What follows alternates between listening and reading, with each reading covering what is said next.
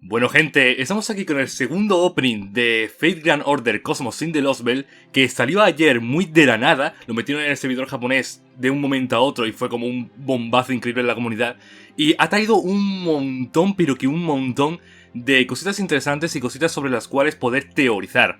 Así que he visto que muchísima gente ha estado haciendo vídeos de este estilo, rollo primeras impresiones y teorías, así que he decidido, en primer lugar, ¿por qué no hacerlo yo también?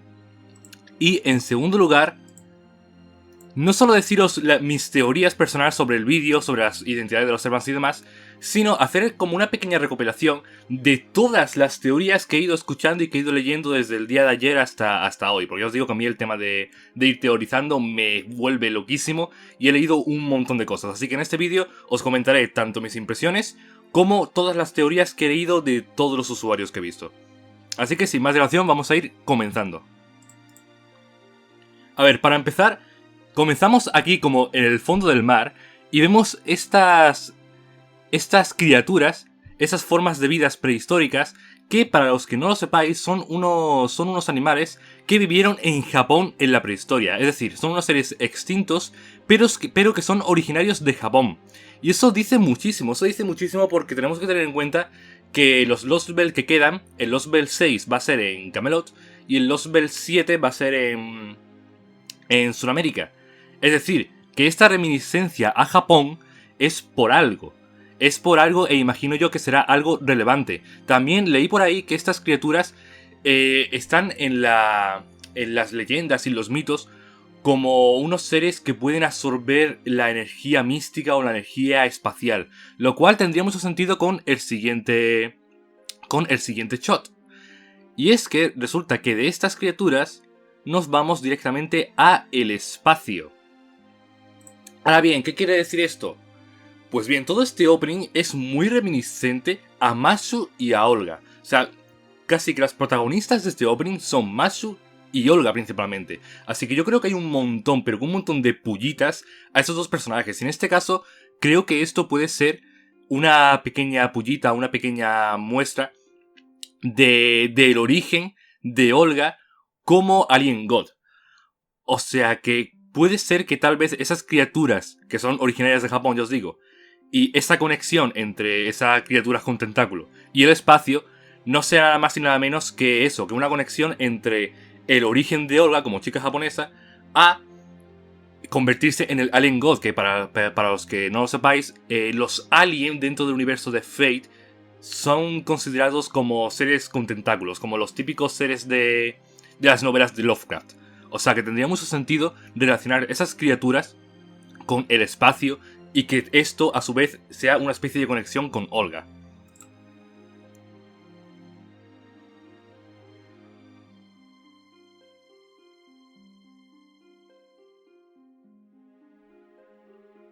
Luego nos vamos a esta parte de aquí, que sería como una especie de ADN o de partículas miradas en un microscopio muy a la lupa, que sinceramente no sé hasta qué punto puede significar algo concreto y no es más que una especie de transición que queda cool hacia la mirada de Mashu.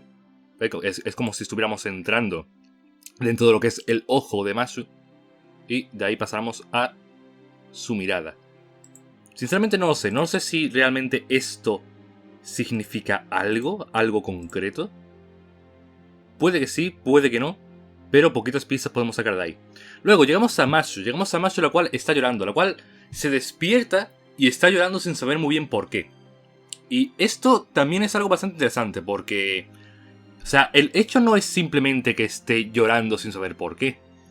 El hecho es que se levanta llorando después de esta primera secuencia, como dando a entender de que esta secuencia es lo que Mashu estaba soñando en ese momento. Es como si el origen de Olga, es como si Olga en sí misma tuviera mucho que ver con Mashu, o de alguna forma estuviera conectada de alguna forma con Mashu. De tal forma como sucede por ejemplo con un Servant que al dormir su máster ve pasados del Servant. Pues creo que entre Olga y Mashu podría haber algún tipo de conexión de ese estilo, y que ella, sin darse cuenta siquiera de qué es esa conexión, los sentimientos de Olga le lleguen a través de estas imágenes y eso haga que empieza a llorar. O sea, llora sin saber muy bien por qué está llorando, porque no entiende sus sentimientos, porque esos sentimientos no son suyos. Eso es lo que creo que puede significar toda esta secuencia con Mashu despertándose llorando. Ahora bien, ¿dónde está Mashu? ¿Dónde es esta secuencia? Podría ser que esto fuera en la primera caldea. Básicamente porque está lloviendo fuera y luego se ve que es como si estuviera nevando también muy fuerte. Entonces, eso es algo que en los Lost Bell no podría pasar porque está todo cubierto de la nada misma. O sea que puede ser que esa secuencia se esté dando en el primer caldea. Y eso significaría que esa conexión entre Olga, digamos, con Mashu se daba desde el mismo principio de la historia. Es algo que estuvo permanente en la historia desde el primer momento. Lo cual tendría bastante sentido teniendo en cuenta cuándo fue que le pasó aquello a Olga. Otro dato que la gente ha destacado mucho es el hecho de que Mashu duerme desnuda. Bueno, ahí está el dato. Me gustan muchísimo las marcas de que ha estado llorando un montón de rato, no solamente un poco al despertarse y ya está. Entonces mira hacia afuera, como sorprendida, y ve este escenario. Que no sé si esto quiere decirnos que está en una localización completamente nueva y completamente importante, o si es simplemente, como os digo, una especie de tormenta de nieve, lo cual tendría mucho sentido con la primera caldea. No sabría deciros, porque esos patrones perfectamente podrían ser algo mucho más hardcore que simplemente estar mirando afuera de caldea.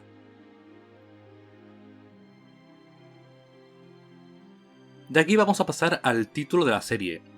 Y aquí hay una teoría que no sé yo hasta qué punto tiene sentido. O si es mucho buscar los tres pies al gato. Porque he visto a alguien diciendo que esta luz que aparece aquí se va encendiendo y apagando con cierto patrón. Básicamente que esta luz es código Morse, que es alguien comunicándose con Mashu, posiblemente, con código Morse. Y a ver, podría ser, incluso he visto a alguien diciendo que lo que está diciendo en código Morse es SOS, que le está pidiendo ayuda a Mashu. Poder como poder, podría ser. Pero me parece algo demasiado rebuscado y demasiado difícil de ver como para colocarlo en un opening de presentación. O sea, de presentación del título. Pero poder podría ser, ahí está el dato. Luego, otro dato curioso es que se ve como que las nubes están tormentosas. O sea, que os digo, esta localización creo que es bastante más importante de lo que parece. El sitio de dónde está Mashu exactamente y qué es lo que está pasando fuera.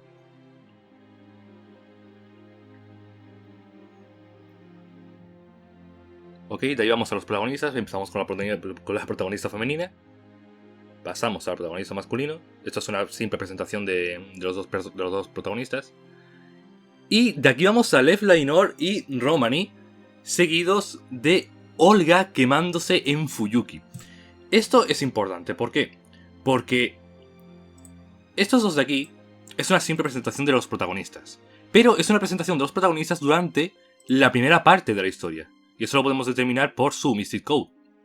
Entonces, ¿qué significan esas dos secuencias? O mejor dicho, ¿con qué objetivo nos ponen esas dos secuencias? La de Roman con Lev y la de Olga. A ver, en primer lugar sirve como una especie de flashback en el que nos presentan la primera parte de la historia. Es como un pequeño mini resumen de lo que fue el comienzo de Caldea. Lo cual de por sí ya está bien. Ya es una secuencia que valdría dentro de cualquier opening. Pero yo creo que es algo más importante que eso. O sea, el hecho de recordarnos a Lev Lainor y recordarnos el cómo Olga estaba ardiendo en Fuyuki, lo cual recordemos que fue algo que provocó Lev Lainor, creo que es algo más importante de lo que pueda parecer a simple vista. Creo que realmente vamos a volver, y de hecho vamos a ver bastantes fullitas de eso durante todo el opening, que es que vamos a volver a ese momento. No sé si literalmente, no sé si volveremos a ese momento literalmente en el pasado, o si iremos de alguna forma a otra versión de Fuyuki, pero yo realmente creo que volveremos a ese momento en el que Olga supuestamente está ardiendo eternamente allí. Y toda la trama final del Alien God, Olga y quién sabe, tal vez incluso vuelva a aparecer Flaurus, tenga que ver precisamente con ese momento, tenga que ver con el momento en el que Olga empezó a sufrir eternamente. Luego pasamos a Mashu, que está como de alguna manera mirando esa escena. O sea, si os fijáis, Olga está gritando y pidiendo ayuda hacia una dirección. y de esa dirección aparece Mashu mirándola hacia ella. Es un shot bastante inteligente, bastante bien metido, porque sin ser algo muy directo, te está queriendo decir algo. Y yo creo que, de nuevo, como os dije al principio cuando Mashu se despertaba, yo creo que es que Olga tiene alguna especie de vínculo muy fuerte con Mashu.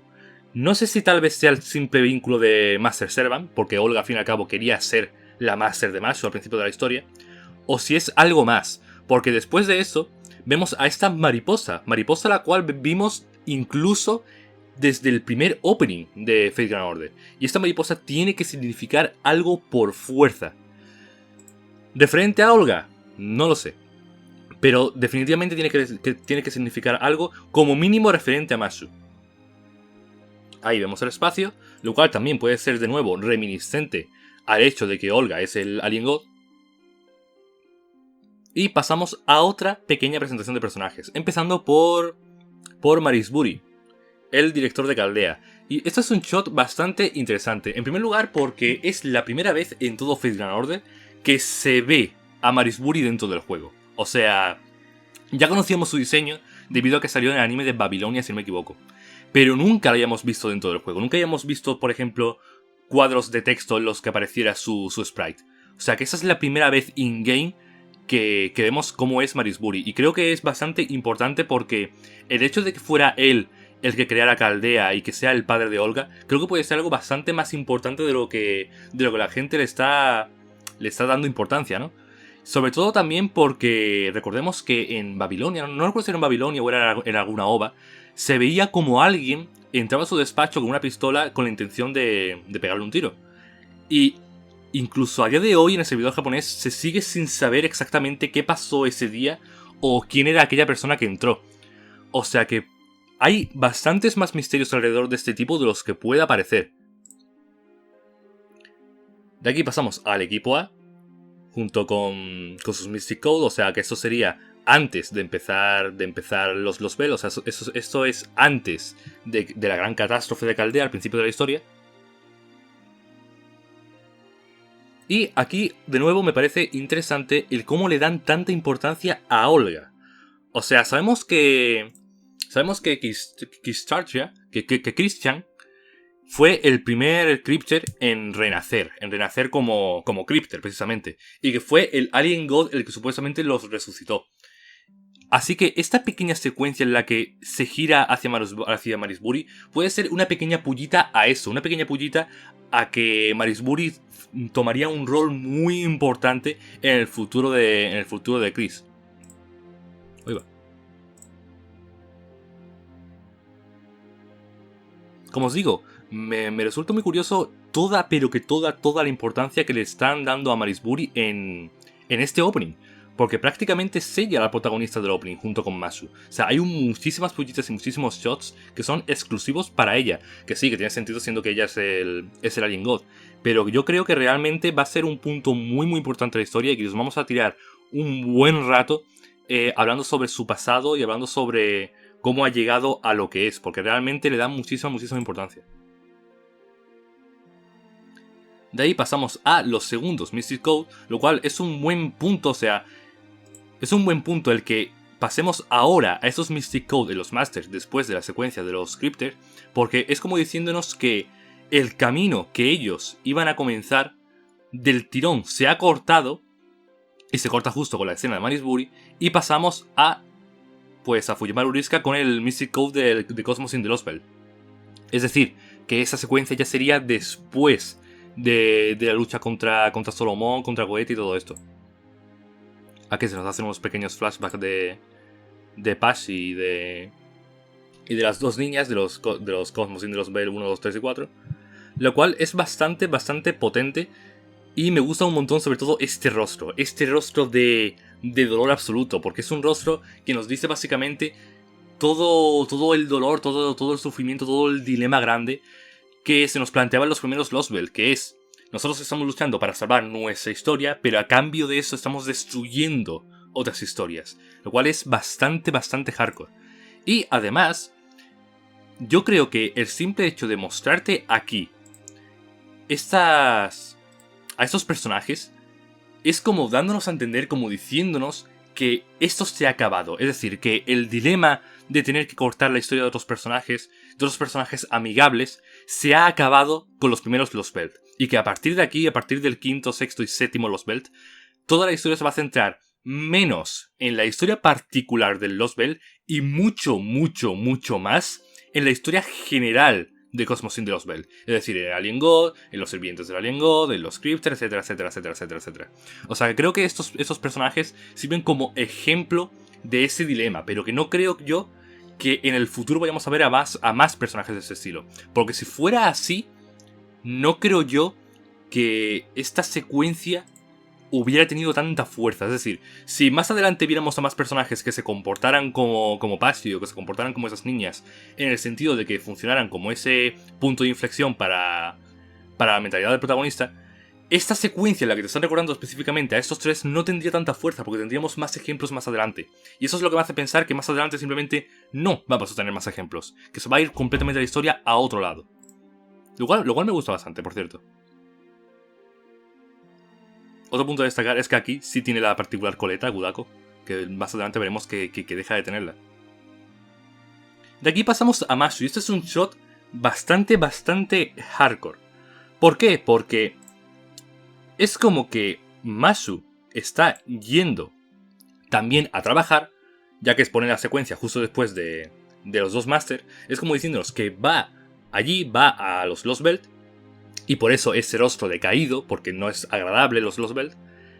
Y ahí se encuentra con Gordov, Da Vinci y Sherlock, que son como su banco, como la gente en la cual se puede apoyar para poder continuar y para poder seguir adelante, incluso con ese gran problema, incluso con ese gran dilema, ¿no? de tener que acabar con otras vidas en los Lost Belt. ¿Qué pasa? Que eso es muy bonito hasta que resulta que la escena se tiñe de blanco. Entonces Mashu se gira muy contenta por lo que os he dicho, se gira muy contenta porque esos tres personajes son muy importantes para ella y suponen mucho para ella. Pero en el momento en el que se gira, tenemos un rostro, o sea, tenemos un primer plano de su rostro, de su mirada, la cual se sorprende de inmediato y de ahí pasamos a la nada misma. Es decir, esta secuencia nos está diciendo que estas personas que estuvieron ahí para ella, apoyándola, de un momento a otro desaparecieron. Eso es lo que nos está diciendo esa secuencia, o al menos eso es lo que yo saco de esa secuencia. Y es realmente hardcore. Es realmente hardcore porque básicamente os estaría diciendo que esos tres personajes van a morir. No sé si literalmente o si morirán, entre comillas, de la misma forma que sucedió, por ejemplo, con Pashi y con las niñas. Es decir, si de alguna manera esa historia, la historia en la que bajaban los Lost Belt, va a desaparecer en sí misma. Porque esa reminiscencia al color blanco y luego al panorama vacío completamente me hace pensar en eso, que no es que vayan a morir, sino que van a desaparecer por completo. Lo cual yo os digo que puede ser algo realmente hardcore. De ahí tenemos tenemos una pequeña recuperación de los Master y Servan de los 4 primeros Lost Belt. Lo cual me gusta también porque nos viene diciendo lo mismo, que es que Mashu se siente muy culpable y se siente muy mal con el hecho de que tienen que eliminar las historias de todas estas personas a cambio de poder recuperar la suya propia, lo cual es realmente un dilema que me encanta pero que es muy fuerte para el personaje. Y terminamos esta recuperación con Musashi, que fue el último gran sacrificio que tuvimos en la historia y el último gran bombazo en el corazón para todos los usuarios y por supuesto también para Mashu y para el protagonista. Lo cual puede significar un montón, ya os digo, porque tener esa secuencia justo después de la que os he dicho, de esta de aquí, es como confirmándolo, es como confirmando de que aquí la gente va a desaparecer y entonces nos pone una recuperación de la gente que ya ha desaparecido. O sea que muy hardcore. No es tampoco demasiado sutil, aunque sinceramente preferiría que me equivocara. También este fondo imagino que será reminiscente de los árboles que aparecen en cada Lost Belt, como símbolo de precisamente los Lost Belt que se han perdido. De ahí pasamos a Kisharcha, nunca diré bien el nombre de este tipo, con una escena literalmente cogida del último Lost Belt. Igualmente pasamos a una escena también del último Spell de Beryl riendo cual hijo de puta, que me encanta este tipo. Y pasamos de ahí directamente a una presentación de personajes enemigos, lo cual me parece un buen punto de inflexión, porque es como que hasta este punto se habían presentado a todos los personajes amigos de la historia, ¿ok? De todos los personajes que podemos decir que son los buenos. Y entonces, de ahí pasamos a ese tipo, que es como el punto de inflexión entre lo que podríamos decir que es un personaje bueno y es un personaje malo, para directamente pasar al lado de los antagonistas de la historia completamente con Beryl, que aquí sí que no hay duda ninguna. Y con ellos, los sirvientes de Alien God. Vemos a Doman, vemos a Muramasa, vemos a Tamamovich y al bueno de Rasputin. Y junto con él, después de él, pasamos al otro Master que protagonizará el siguiente Losbel, el Losbel número 7, el cual no sabría decir exactamente qué sacar de esta expresión. Es como... O sea, a mí me da la sensación como que se siente poderoso en este momento, como que tiene un gran plan malvado, un gran plan superpoderoso, el cual está a punto de llevar a cabo. Y lo cual tendría mucho sentido por esta silueta. Esa silueta que vaya, si ha levantado cosas de qué hablar. ¿Por qué? A ver, os digo que ya a partir de aquí, hasta aquí, básicamente, nos vamos a parar un montón a teorizar sobre las identidades de los Servant. Ahora bien, ¿qué es esta silueta? ¿Qué nos quiere decir esto? Bueno, esa silueta se supone que es ORT, también conocido como Type Mercury, si no me equivoco.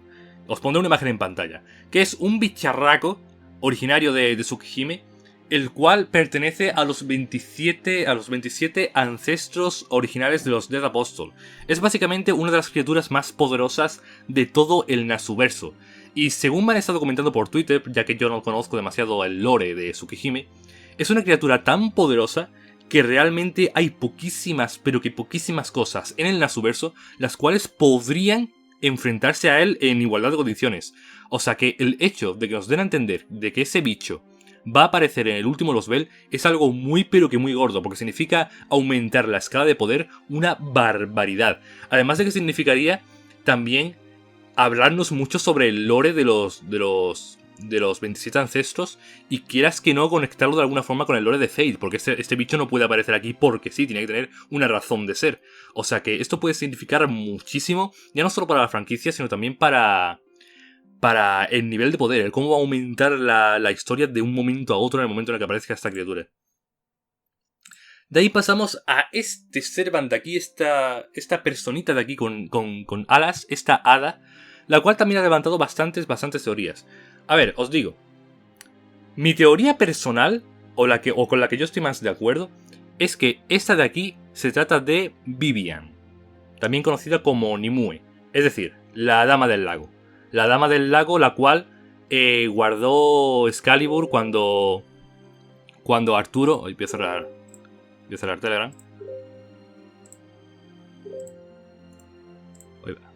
La cual guardó Excalibur cuando Arthur lo tiró en el lago.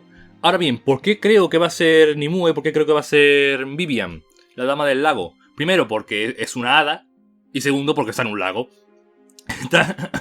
También resulta que hay muchísimas pullitas, y creo que incluso lo han dicho literalmente, de que el Losbel número 6 se va a dar en Camelot. Y no solo que se va a dar en Camelot, sino que va a tener muchas reminiscencias a Prototype. Y esto significa un montón. Significa un montón porque si partimos de la premisa de que esto se va a dar en Camelot, hay varios personajes muy clave de Camelot que no han aparecido todavía. Y entre ellos están la Dama del Lago y Morgan. Así que vamos a teorizar mucho sobre ella y sobre Morgana más adelante. Otra cosa, que es que esta tipa, y sobre todo aquí cuando se ve el reflejo en el lago, se parece mucho, sobre todo por el peinado y por el color de los ojos, a Manaka, que os estaré poniendo también una imagen en pantalla. Manaka Saiyo, que es la Master original de Arthur en Fate Prototype. Entonces, ¿cuál es la teoría? Pues bien, la teoría es que Manaka de Fate Prototype se ha convertido en un pseudo-Servant junto con Vivian, la Dama del Lago. Es decir, que este Servant de aquí es un pseudo-Servant de Manaka con Vivian. ¿Podría ser? podría ser. ¿Será? No lo sé, no puedo confirmar nada, pero sin lugar a dudas es la teoría que a mí personalmente más me gusta. Ahora bien, ¿qué otras teorías hay sobre su identidad?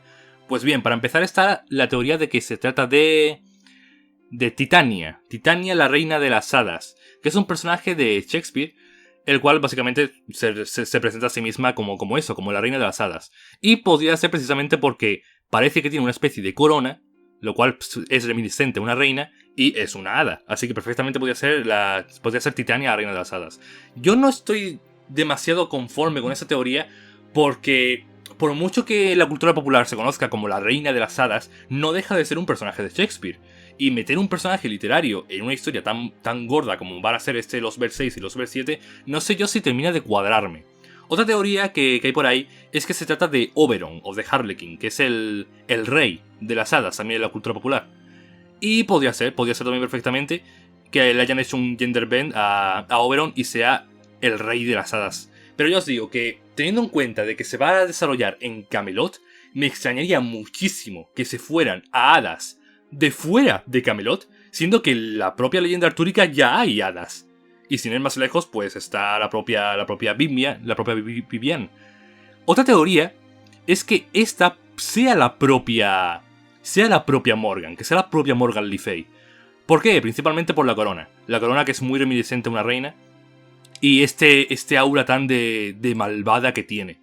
Podría ser Morgan, principalmente porque a ver si me sale el nombre. En Garden of Avalon, que es un CD drama referente al pasado de Arturia, se nos cuenta que Morgan Le Fay puede cambiar de cuerpo y que se denomina a ella misma, o Sirkai me parece que era, se refiere a ella como que tiene tres personalidades distintas, como que son tres personas en una. Y una de ellas se dice que era una hada. Así que perfectamente podría ser que eso fuera una forma de Morgan, o que fuera, no sé, la forma principal de Morgan, vete tú a saber. También está por ahí la teoría, ya veremos más adelante. Bueno, de hecho vamos a pasar directamente. Aquí. También está la teoría de que estas... Uy, va. De que estas tres sean Morgan. ¿Por qué? Porque resulta que Sirkai en ese CD drama dice que Morgan tiene tres personalidades distintas, que es como si fueran tres personas. Y esas tres personalidades las define como una gran guerrera, una pequeña hada y una malvada bruja. Cuadraría muchísimo con la apariencia de esos tres personajes. Y también tendría sentido el que las tres tengan esas especies de coronas en la cabeza, que no llegan a ser una corona completa, pero parecen como pequeñas muestras de pequeñas reminiscencias de una gran corona. O sea que podría ser que estas tres fueran Morgan Le Fay en sus tres formas. Ahora bien, ¿qué pasa con esto? Yo personalmente no estoy de acuerdo con esta teoría. ¿Por qué? Porque ya tenemos un diseño de Morgan. Tenemos el diseño de Morgan que se mostró en Fate Apocrypha. Y es imposible que exista un diseño de un personaje y luego de la noche a la mañana hagan como que no existiera. Eso es algo que simplemente no se da en la franquicia, no sucede. Os pongo el ejemplo de Lorelei Meloy, del anime de Lorelei Meloy, en el que aparece un personaje en el fondo como un personaje secundario, y luego ese diseño se usa en Fate the Strange Fate como algo canon. Y es algo que ya apareció en Lorelei Meloy. O sea, no pueden mostrar en una adaptación un diseño o un personaje o cualquier cosa y luego hacer como que no exista, como que estaba mal en otra. O sea, que el diseño de Morgan de Fate Apocrypha existe. Ahora bien, ¿eso significa que debemos descartar esta teoría? Pues no, porque perfectamente podrían salirnos con que ese diseño era su versión viva de cuando estaba viva, y que a partir de ahí, al convertirse en el trono, pues mierdas varias pueden salirnos por cualquier lado. Pero no sé, a mí no termina de cuadrarme esa teoría de que estas tres sean Morgan. También porque lo vería medio un desperdicio de posibilidades. O sea, hacer que tres personajes con tres diseños distintivos sean uno solo, de veras que no sé, me resultaría bastante extraño y bastante desperdicio de los personajes. Ahora bien, ¿cuáles son las teorías entonces de quiénes son esos tres personajes? A ver, partiendo del dato de que las tres aparecen juntas, podríamos sacar teorías de que las tres pertenecen a algún tipo de grupo. Y entonces la teoría que he visto más fuerte con respecto a esto es que las tres son paladines de Carlomagno. Es decir, de la misma forma que lo son Astolfo y que lo es Bradamante, por ejemplo. ¿Por qué? Pues porque hay otra teoría sobre esta chica de aquí que nos dice que esta puede ser una maga de los paladines, como parte de los paladines. ¿Por qué? Porque resulta que entre los magos de los paladines hay una chica llamada Melissa, que es una maga la cual fue discípula de Merlín. Ahora bien, ¿qué significa eso? Pues que tendría mucho sentido que si apareciera Melissa como Servan, tuviera alguna particularidad que nos hiciera recordar a Merlín. Es decir, que esa podría ser la explicación de por qué tenemos este báculo que tanto recuerda a Merlín. Ahora bien, ¿por qué? ¿Por qué ha salido de la nada esta teoría para empezar? Pues por sus ropas. Porque sus ropas parecen como demasiado futurísticas para ser un personaje de Camelot. Y recordemos que los personajes que tienen este tipo de ropas así medio futurísticas son precisamente los paladines de Carlomagno. Ya podemos tomar de ejemplo al propio Carlomagno o a Bradamante. O sea que me cuadraría bastante la teoría de que esta chica sea Melissa, la discípula de Merlín. Así que partiendo de eso, es que ha surgido la teoría de que estas tres sean también paladines.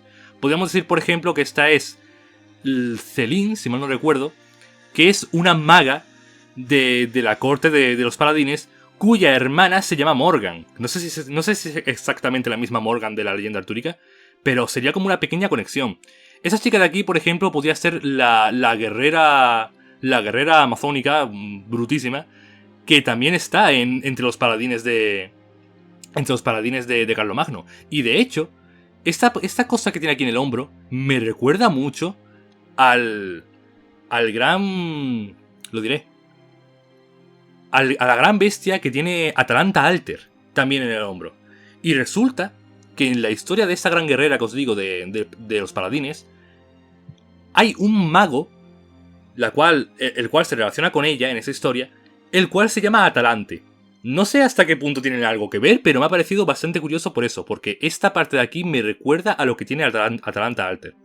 Ahora bien, ¿qué pasa con esta chica de aquí? Esta chica de aquí es de la que tenemos menos teorías con diferencia.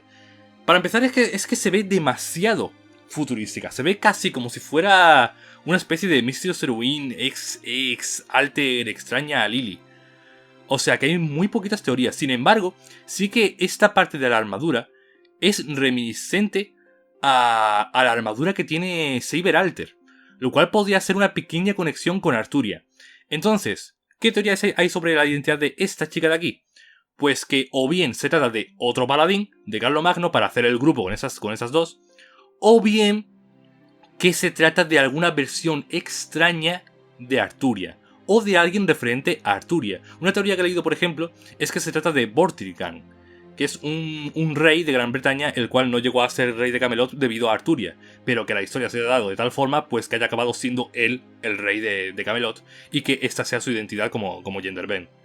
Yo os digo, hay poquitas teorías en realidad sobre estas tres, porque tienen unos diseños tan distintivos y tan que parecen que no tienen nada que ver la una con la otra, que es difícil sacar exactamente qué personajes puedan ser de la leyenda artúrica, por ejemplo, porque recordemos que estamos hablando de que el siguiente Los Bres se va a desarrollar en Camelot.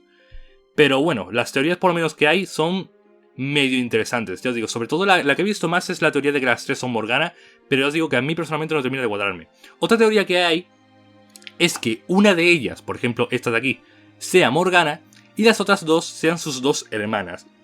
¿Por qué? Pues porque resulta que Morgana tiene dos hermanas mayores y formando un grupo de tres, lo cual también tendría medio sentido que lo mostraran aquí a las tres juntas.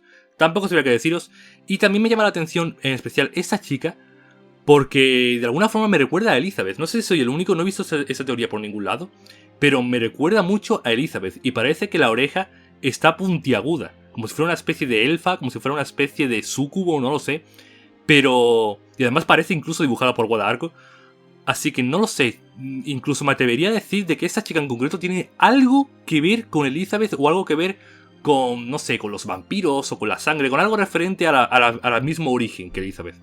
Habrá que ver, habrá que ver. Luego, esta chica de aquí también ha tenido, como os podéis imaginar, un montón de teorías. La primera, la que ha surgido más y con la que yo estoy más de acuerdo, es que se trata de Proto-Merlin, es decir, de la versión de Merlin de Fate Prototype. ¿Por qué? Pues porque ya está confirmadísimo que la versión Prototype de Merlin es una chica. Y no solo que es una chica, sino que es una Arturia Face. ¿Por qué? Porque Ayako Kawasumi le da la voz a Proto-Merlin. Así que tendría muchísimo sentido, principalmente por el báculo, que esta chica sea una Arturia Face y que sea básicamente Merlin Prototype. Esa es la teoría con la que yo estoy más de acuerdo. Otras teorías, pues está la de que es Melissa, como os he dicho antes, la discípula de Merlin, que es parte de los paladines. Otra teoría es que sea una especie de Morgan Le Fay Lily, la cual sea buena, porque Morgan en su infancia fue discípula también de Merlin. Lo cual podría ser, ya hemos visto servants entre comillas malos o más oscuros, como yo que sé, Medea y Medea Lily, los cuales en su versión Lily son más cutes, así que podría ser, sería extraño, pero podría ser. Y otra versión también que me gusta bastante es que sea literalmente Arturia, es decir, que sea una Arturia caster, que esta versión de Camelot se haya dado de tal forma que Arturia nunca se hubiera convertido en rey de Camelot y en su lugar se hubiera vuelto discípula de Merlin. Y a partir de ahí, pues, tuviéramos esta versión caster de Arturia. También me gusta esa teoría bastante, pero yo os digo que a la que yo le doy, a la que yo voy, esa es la teoría de que es Proto-Merlin. Y de aquí pasamos, si no me equivoco, a Fuyuki. Esto es un shot, yo os digo, realmente, pero que realmente importante. Veréis, se supone, según lo que nos contaron en Fuyuki en su momento, se supone que la singularidad de Fuyuki está activa, entre comillas, permanentemente. Es una singularidad que no se puede terminar. Por esa razón se supone que Olga está muriendo, está en ese ciclo en el que muere y resucita, entre comillas, infinitamente. O sea, Olga está en un ciclo de sufrimiento infinito. Entonces, eso significaría que hay una muy alta posibilidad de que volvamos a Fuyuki en la historia. Y eso me cuadraría un montón, porque hay un montón de pullitas a esto. En primer lugar, está el hecho de que aparezca Lev Lainor y ese comienzo con Olga ardiendo al principio del opening. Luego, el hecho de que tengamos este shot de Fuyuki, que esto es literalmente Fuyuki con Arturia aquí. Luego, el hecho de que aquí más adelante vamos a ver que está Kuchulain Caster, que era el protagonista de Fuyuki, peleando junto a Caldea, lo cual también es reminiscente a Fuyuki. Y también está el hecho de todos los shots que le están dando a Olga. O sea, le están dando muchísima importancia a Olga y tenemos que recordar que el final de Olga, o no sé, el principio del fin de Olga, se dio aquí, se dio precisamente en Fuyuki. O sea que realmente creo que vamos a terminar la historia del Cosmos in the Lost Belt en Fuyuki. Y también eso tendría mucho sentido con respecto a las palabras que dijo Nasu en la última entrevista de Famitsu, que es que quiere hacer que el final de Cosmos in the Lost Belt sea un gran final, que sea el final definitivo para toda la historia. Y tendría mucho sentido terminar en Fuyuki porque toda la historia comenzó en Fuyuki. Entonces sería como un círculo muy bien cerrado y que quedaría muy pero que muy bien. Es más, y justo después de aquí pasamos directamente a Olga que está viendo el planeta Tierra, lo cual claramente es reminiscente a que es el Alien God. Pero os digo, yo apuesto 100% a que vamos a volver a Fuyuki y en Fuyuki estará tal vez el gran desenlace con o contra Olga. Habrá que ver. Y de aquí pasamos directamente a la secuencia de batalla del opening, en el que, ya os digo, lo primero que llama la atención es el hecho de que Kuchulain Caster está aquí. Y eso es muy significativo. Muy pero que muy significativo. Porque volver a ver a Kuchulain Caster es, de nuevo, volver a recordarnos que Fuyuki existió. Y también vemos este nuevo Mystic Code, el cual me gusta también porque es como otro punto de partida. O sea, en el opening comenzamos con el primer Mystic Code de la primera historia, cuando se presentan a los personajes. Luego, cuando pegan el salto después de los Crypters, se ve el segundo Mystic Code de la primera parte de Cosmos in the Lost Belt. Y este Mystic Code marca de forma muy clara lo que sería la segunda parte de Cosmos in the Lost Belt. Es un recurso visual que sirve para la narrativa y que creo que queda bastante bien. Ahora, importante, están peleando contra Kirei, el bueno de Kirei, mirad qué cara, por Dios, es guapísimo. Contra el bueno de Kirei, el bueno de Muramasa y el bueno de Douman, que está por ahí también.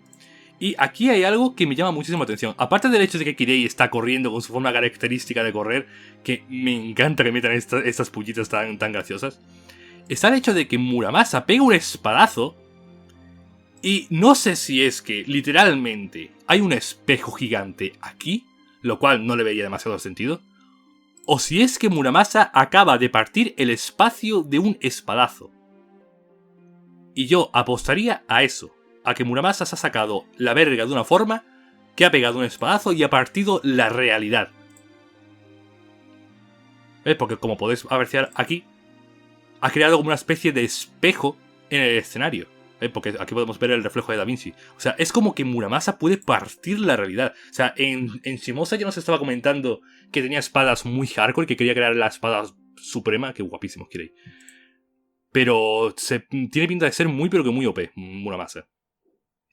De ahí pasamos al siguiente personaje a teorizar, que es este tipo de aquí, a ver si lo puedo pillar con mejor calidad. Este tipo de aquí, que yo la primera vez que lo vi pensé, es Gawain Lancer. Pero no, que va. Este tipo de aquí es una de dos. O un caballero de la mesa redonda, véase Percival, por ejemplo, del cual se dice que tiene una lanza. O concretamente Sir Kai, que es otro caballero de la mesa redonda. Pero ¿por qué digo Sir Kai concretamente? Porque el rostro se me parece muchísimo al rostro de Sir Kai, el cual ya lo vimos en Lore el Meloy. También os pondré una imagen por pantalla. O sea que mi apuesta es que literalmente se trata de Sir Kai, un caballero de la mesa redonda, sin más. También he visto por ahí la teoría loquísima de que este tipo de aquí se trate de Mordred Prototype. ¿Por qué? Pues porque resulta que está confirmado que las versiones genderbend de los caballeros de la mesa redonda en Prototype son Merlin, Arthur y Mordred. O sea que el Mordred Prototype es un hombre, así que bajo esa regla de 3 podría ser Mordred Prototype. Pero os digo, yo lo dudo horrores. Básicamente porque no se me parece en nada a Mordred de ninguna forma, ni siquiera el color del pelo. Así que os digo, mi teoría personal y la que veo con más posibilidades de ser cierta es que se trata de Sir Kai. Luego tenemos esta pequeña secuencia de batalla, la cual está espectacular. Aquí viendo la cámara lenta, no da esa impresión, pero realmente es espectacular toda esa secuencia de batalla. Y vemos como una nave enorme irrumpe en el campo de batalla. Qué guapísimo que eres, Kirei. La cual yo diría que se trata de la nave del Captain Nemo. ¿Por qué? Pues básicamente porque después del zambombazo aparece Captain Nemo con todas sus versiones. Y no pararían la secuencia de acción de esta manera, con esa secuencia, de no ser porque Captain Nemo ha entrado dentro de esa secuencia de acción. O sea que ya os digo que estoy prácticamente seguro de que esto se trata de la nave de Captain Nemo, el cual también está aquí participando en la batalla. De ahí pasamos al bueno de Ashilla Doman, pegándose contra Masu y contra Kudako, de la cual ha llamado muchísimo la atención, pero muchísimo la atención, el hecho de que tiene el pelo suelto, de que no tiene la característica coleta que siempre lleva. Lo cual me encanta, realmente me encanta Kudako con el pelo suelto y le sienta espectacular el nuevo Mystic Code. Y bueno, pues Masu le pega un cañonazo en la cara que flipas a Doman. Lo cual creo que va a ser algo literal, o sea, no creo que nos hubieran puesto esa escena aquí, sin más, si no fuera literal. O sea, yo creo que realmente en el momento en el que la historia tengamos que pelear contra Doma, vamos a tener que pegarle el cañonazo en el lore. Y esa escena es reminiscente a eso. Porque no le vería demasiado sentido que nos pusieran esto aquí random, rollo como parte de la secuencia de acción. O sea, creo que tiene más significado que simplemente eso. De ahí pasamos al bueno de Roman / Goetia mirando todo el asunto, que todavía falta mucho por explicarnos sobre él. Vemos de nuevo a Olga llorando, y eso me llama mucho la atención de nuevo porque está llorando en un espacio completamente en blanco. Y esto creo que representa a ese ciclo infinito de sufrimiento. O sea, ese espacio en blanco sería como la representación de esa forma de vida que tiene ahora mismo Olga. Porque recordemos que Olga ni siquiera tiene un cuerpo físico. Olga se transformó cuando se teletransportó a Fuyuki, se transformó simplemente en una masa de información, en un espíritu, por así decirlo. O sea que su única existencia existe en un bucle infinito de sufrimiento. Es muy hardcore lo que le pasó a Olga. Y de ahí pasamos a los protagonistas, al grupo protagonista, con fondos de los primeros Lost Bell. O sea, aquí mucha gente ha dicho que Sherlock Holmes es malvado porque le ponen un fondo oscuro. Pero para nada, simplemente es el fondo de Lost Bell que le toca. O sea, este fondo es del primer Lost Bell, del segundo Ese es del tercero, del cuarto, del quinto y de la segunda parte del quinto. Y aquí lo que llama la atención sobre todo es Mashu, que la vemos como protagonizando su shot, pero después de eso sigue tomando el rol en la escena, la vemos mirando a cámara, se le rompe la armadura, tal vez como símbolo de que ya ha terminado la lucha, podemos decir, y entonces sonríe de una forma muy tierna, lo cual me hace pensar que incluso con todas las pullitas aquí de que todo el mundo va a desaparecer, que va a haber mucha muerte, destrucción, etcétera, etcétera, etcétera, creo que el final de Fate Grand Order va a ser un final feliz. ¿Por qué? Pues porque el opening termina así, o sea, el opening termina con Mashu mirando súper feliz, súper cookie, a cámara.